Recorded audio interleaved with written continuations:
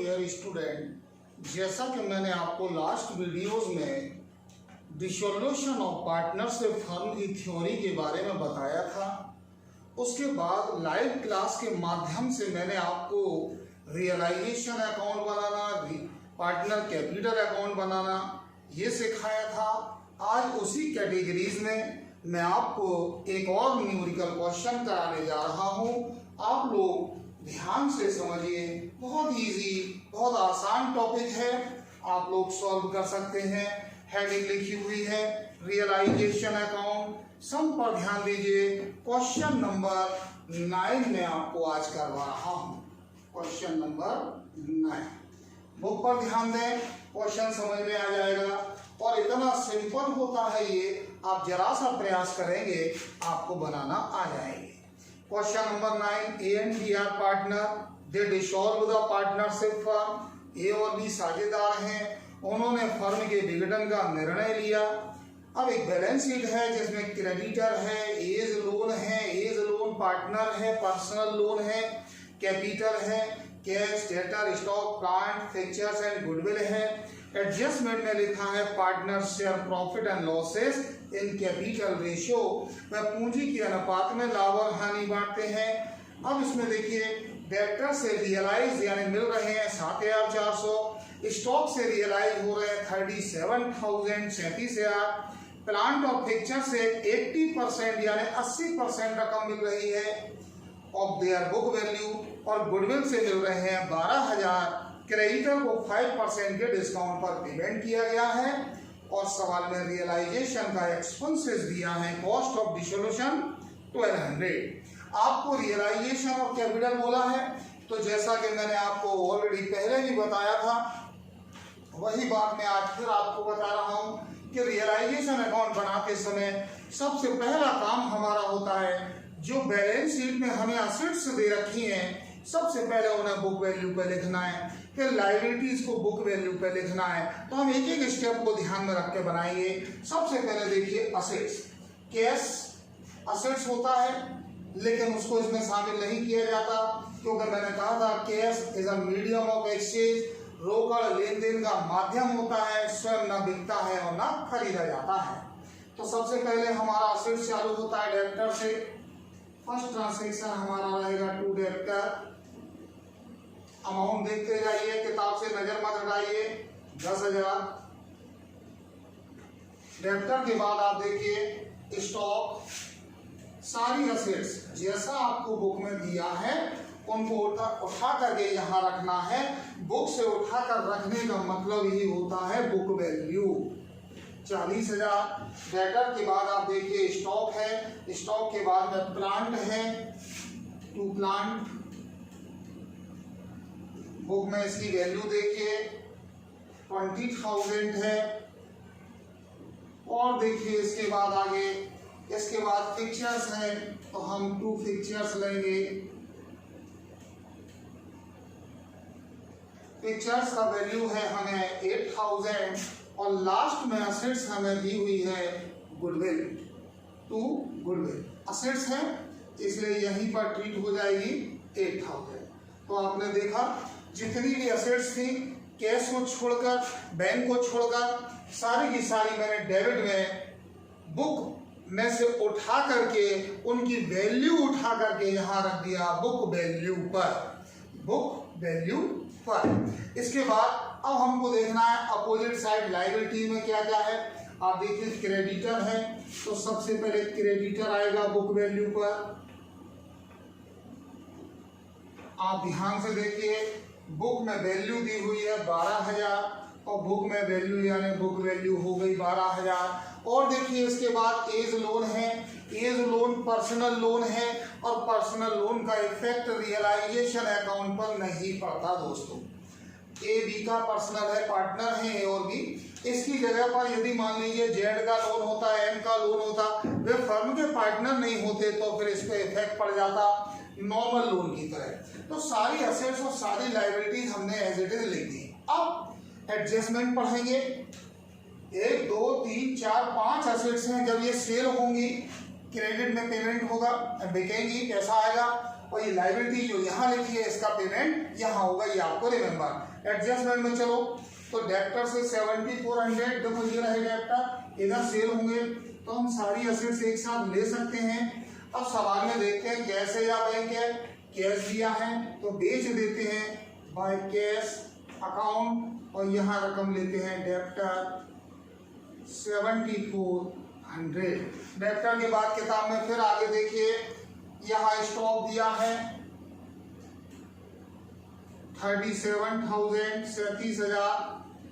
Stock के बाद आप आगे देखिए इसी एडजस्टमेंट में लिखा है प्लांट और फिक्चर से 80%, प्लांट और फिक्चर से 80 यानी 80%। जरा इधर नजर हुआ है, ये रहा प्लांट 20,000 का, ये रहा फिक्चर 60,000 का, इसका 80% मिलेगा बेचने पर। तो हम इसका एक वर्किंग बना लेते हैं। यहाँ पर प्लांट आप देखें, प्लांट हमें 20,000 का है, 20,000 नहीं आएंगे, इसका 80% हमको मिलेगा।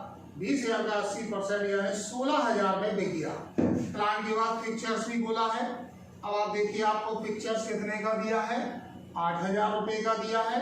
8,000 का इसका भी हमको 80% मिलेगा यानी कि 6,400। तो आपने देखा प्लांट और पिक्चर्स 80% वैल्यू पर बिक गए।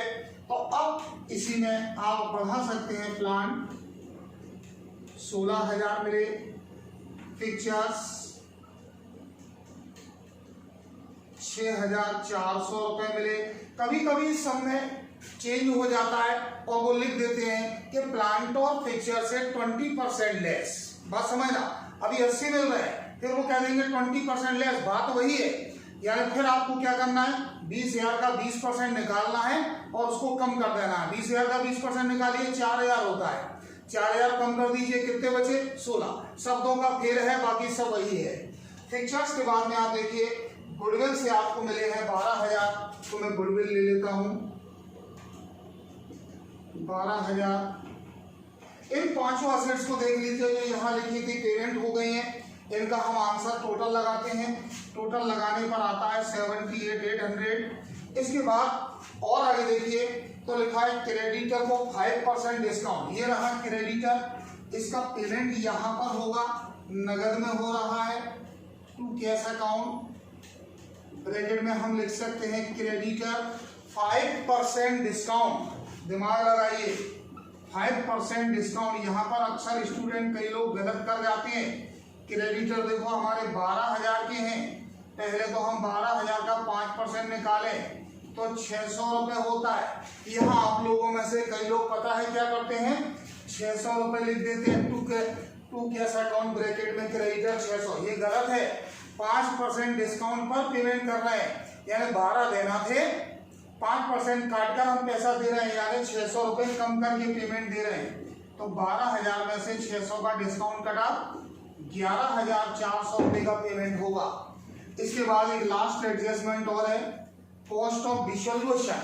कॉस्ट ऑफ डिसोल्यूशन कहें, रियलाइजेशन एक्सपेंस कहें, एक ही बात है। सारे खर्चे डेबिट होते हैं टू कैश अकाउंट, ब्रैकेट में लिख सकते हैं एक्सपेंसेस।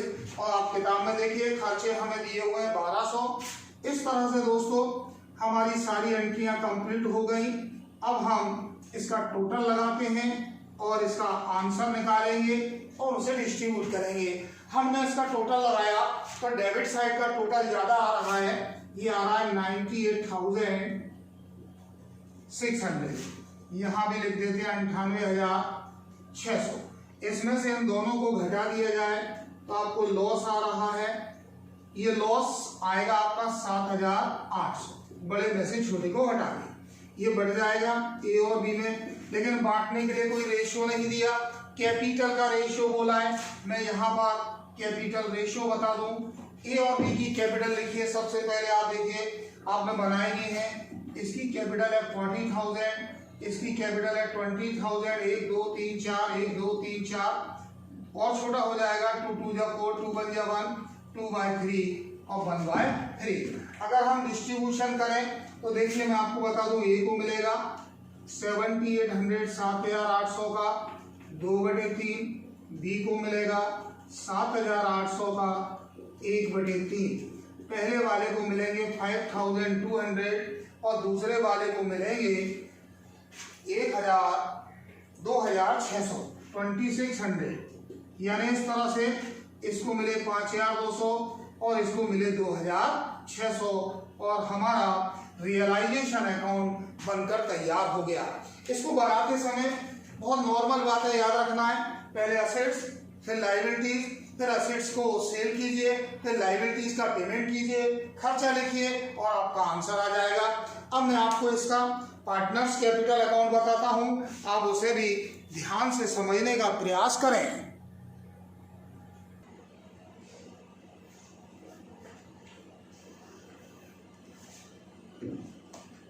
मैं आपको विदिन मिनट के अंदर पार्टनर कैपिटल अकाउंट बनाना बता दूं, कोई खास नहीं होता, जैसा आपने पार्टनर पहले सीखे हैं कैपिटल बनाना वही है। सबसे पहले पार्टनरों की कैपिटल लिखी जाती है। आप बुक देखिए, आपको बुक में ए की कैपिटल दिखाई देगी लायबिलिटी साइड में 40,000, बी की कैपिटल दिखाई देगी 20,000। इसका अभी 2 मिनट पहले हमने रेशियो भी बनाया था। इसके बाद हमेशा एक प्रॉब्लम आएगी, अब क्या करें, तो आप देखा करो लायबिलिटीज में कोई जनरल रिजर्व तो नहीं है, आपके पास कोई रिजर्व नहीं है। अब क्या करें, तो सवाल में देखना चाहिए बैलेंस शीट में कोई पुराना P&L तो नहीं है, वह भी नहीं है। अब क्या करें, तो ये देखना चाहिए किसी पार्टनर ने कोई चीज टेक ओवर तो नहीं की, वो भी नहीं की है, रियलाइजेशन में कहीं भी नहीं आया। तो अभी हमने रियलाइजेशन अकाउंट बनाया था, उसका लॉस आया था, तो वो यहाँ से टू जाएगा टू रियलाइजेशन अकाउंट 5200 और 2600 और इसके बाद हमें इसका आंसर फाइंड करना है। बड़ा टोटल 40,000 हो रहा है, इसका टोटल 20,000 हो रहा है। अब आप देखिए ए में से ए को घटाना है, इसका 40,000, इसका 20,000, ए में से ए को माइनस करें तो डिफरेंस जो आएगा आंसर वो बैलेंस नहीं आएगा, क्योंकि इसके बाद बैलेंस शीट नहीं बनती है, कैश अकाउंट बनता है। इसलिए आंसर 2 कैश अकाउंट या 2 बैंक अकाउंट के नाम से आएगा। 40,000 में से इसको घटाएं तो पहला आंसर 34,800 देख सकते हैं आप बुक में, और दूसरा आता है 17,400, यानी पहला आंसर 34,800 और दूसरा आंसर 17,400। और दोस्तों इस तरह से क्वेश्चन नंबर 9 आपका तैयार हो गया। अब आगे के क्वेश्चन पर हम डिस्कस करेंगे।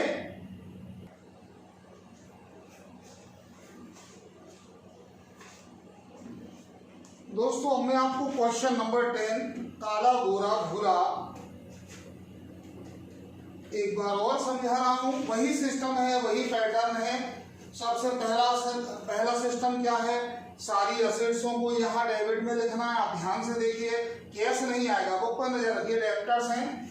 अब डेब्टर में थोड़ा सा ध्यान रखना, यहाँ पर डेब्टर के साथ प्रोविजन रिजर्व भी लगा हुआ है, तो यहाँ पर प्रोविजन वेंडर रिजर्व का कोई इफेक्ट नहीं पड़ता, जो लास्ट पार्टनरशिप में था या नॉर्मल चलता है। लेकिन यहाँ आपको एक बात ध्यान रखनी है, कई टीचर यहाँ पर डेब्टर आउटसाइड वाले 15,500 सीधे लिख देते हैं और 500 का कोई ट्रीटमेंट नहीं बताते हैं। आपको ऐसा नहीं करना है, आपको डेब्टर ओरिजिनल वैल्यू पर लेना है और डेब्टर की ओरिजिनल वैल्यू है 16,000। अब ये 500 रुपए का जो वेंडर रिजर्व दिया हुआ है, इसका क्या होगा, मैंने आपको लास्ट टॉपिक में बताया था, वेंडर रिजर्व हमारी लायबिलिटीज होती है, वो पेमेंट साइड में यानी क्रेडिट में चली जाएगी। हम यहाँ लिख देते हैं हाल की हाल बाय डेट्स रिजर्व 500 रुपये। ये बात मेरी ऑलवेज याद रखिएगा। अगर आप चाहते तो यहाँ 15,500 लिख सकते थे, ये 500 यहाँ से हट जाते, आपको राहत होगी, समझ में बहुत जल्दी आता, लेकिन ट्रिक गलत हो जाती, बाद में कभी कभी दिक्कतें भी हो जाती हैं एग्जाम में भी। अब देखिए डेब्टर्स के बाद में स्टॉक है, किताब से नजर ना हटाइए, स्टॉक 15,000। स्टॉक के बाद और आगे बुक देखिए, फर्नीचर है 2 फर्नीचर, ये गिवन है आपको 19,000 का, 19,000 का। मैं कुछ नहीं कर रहा हूं नया। इसके बाद में 2 बिल्डिंग है, तो हम लिख देंगे 2 बिल्डिंग 38,500।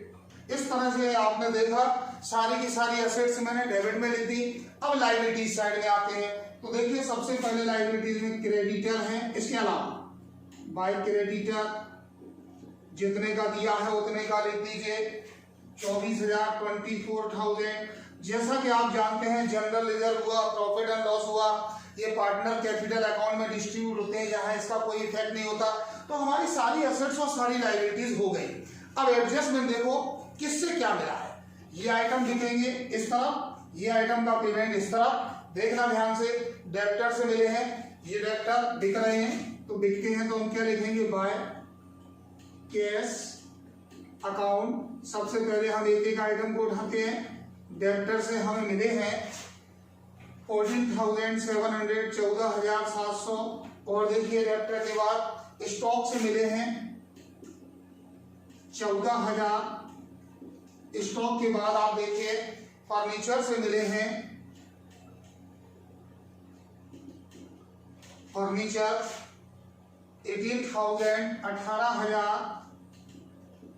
और इसके बाद देखिए बिल्डिंग से मिले हैं 41,500, 41,500।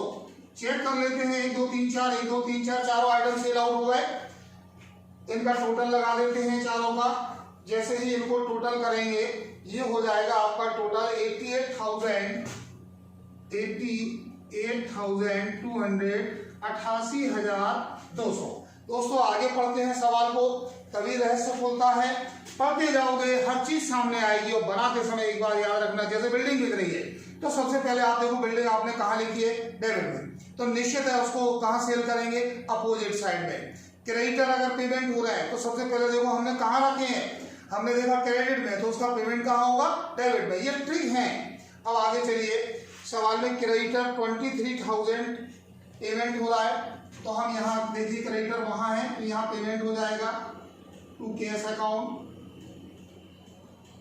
ब्रैकेट में लिख सकते हैं क्रेडिटर, और अमाउंट दिया है 23,000, यानी 23,000 में बिक गए। और एक ट्रांसेक्शन और बचा है दोस्तों, वो भी ध्यान से समझ लीजिए, और वो है रियलाइजेशन का एक्सपेंस। सारे खर्चे कहाँ आते हैं आपको मालूम है, डेबिट में आते हैं, टू कैश अकाउंट, ब्रैकेट में लिख सकते हैं एक्सपेंसेस।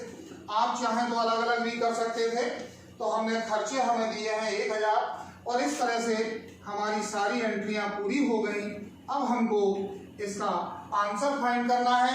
आप टोटल चेक करें तो मुझे क्रेडिट साइड का टोटल ज्यादा दिखाई दे रहा है, 1,12,700, 1,12,700। यहाँ भी लिख देते हैं 1,12,700। इसमें से इन सबको माइनस करना है, यानी कि आपको प्रॉफिट आएगा, to profit transfer to capital account लिख सकते हैं। और इस प्रॉफिट को बांटना है हमको 3 लोगों को, काला, गोरा और भूरा। तो पहले हम प्रॉफिट निकालते हैं। बड़े टोटल में से छोटे को माइनस करने पर 200 रुपए का प्रॉफिट आ रहा है, 200 रुपए का प्रॉफिट आ रहा है। मैं इस फॉर्मेट को थोड़ा बढ़ा देता हूं जिससे आपका वर्किंग सही आ जाएगा। ये हो गया 1,12,700, 1,12,700, और ये 200 रुपए का आपका प्रॉफिट आ गया। इसको हमें डिस्ट्रीब्यूटेड करना है तीनों को। 3 है काला, गोरा, भूरा। रेशियो भी आपको दिया हुआ है 2:1। देखिए काले को मिलेगा 200 रुपए का 2/5, गोरे को मिलेगा 200 रुपए का 2/5, और भूरा को मिलेगा 200 रुपए का 1/5। 4 दूनी 8, 80, 80, 80, और इसको मिले 40। यानी इस तरह से मैंने आपको बताया, तीनों के बंटवारे हो गए। पहले को 80 मिले, दूसरे को 80 मिले, और तीसरे को कितने मिले, 40। यहाँ लिख देते हैं हम 80, 80 और 40। अब इसके बाद दोस्तों हमको इसका पार्टनर कैपिटल अकाउंट तैयार करना है। वैसे तो बहुत सिंपल है, आप स्वयं तैयार कर सकते हैं। यदि आपको कोई डाउट आ रहा है तो मैं आपकी हेल्प कर देता हूँ। 2 मिनट के अंदर कैपिटल अकाउंट बना देता हूँ। देखिए यहाँ पर बना देता हूँ मैं पार्टनर कैपिटल अकाउंट। वैसे कुछ भी नया नहीं है इसके अंदर, जैसा हम बनाते आ रहे हैं वैसा ही रहेगा, पर थोड़ा सा फॉर्मेट छोटा हो जाएगा स्पेस कम होने की वजह से। 3 आदमी हैं, काला, गोरा, भूरा।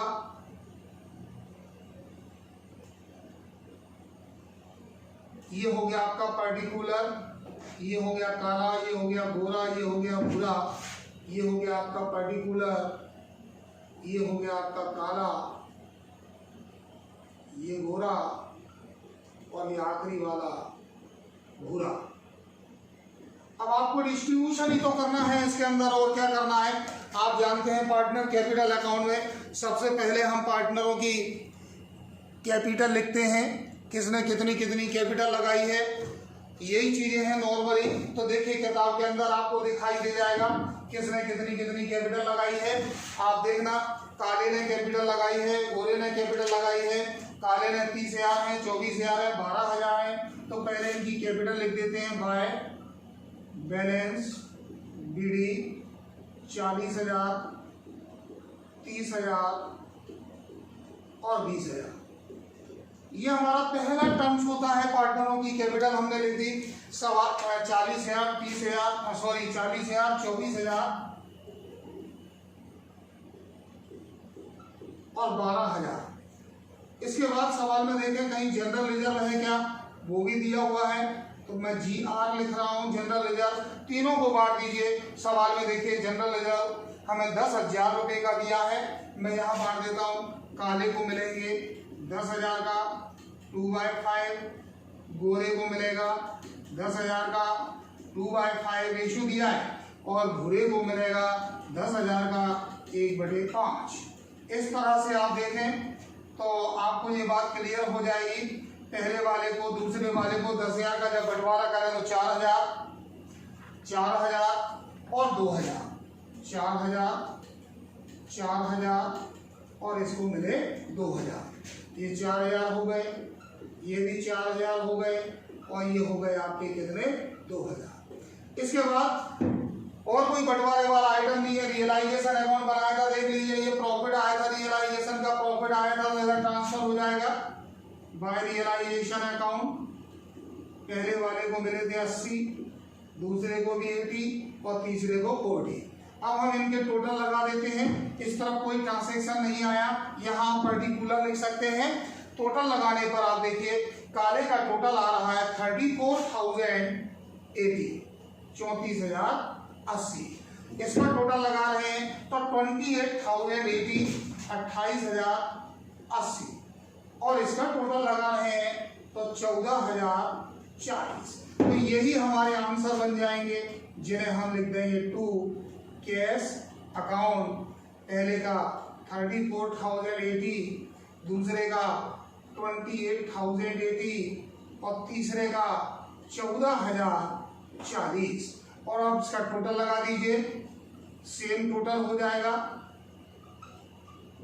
इस तरह से आप लोगों का क्वेश्चन नंबर 10 मैंने तैयार करा दिया।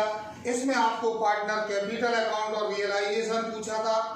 तो ये चीजें बहुत सामान्य दर्जे की हैं। थोड़ा सा परिश्रम तो होता है पढ़ाई में।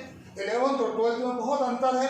11th में एक जैसे कई बेसिक के सवाल आते हैं, लेकिन आप देख रहे हैं इसमें हर एक सवाल में कुछ नया आ रहा है। यही तरीका है, पढ़ते रहिए, मेहनत कीजिए। अगर समस्या आती है तो आप पूछ सकते हैं। आज के लिए इतना काफी है। नमस्कार।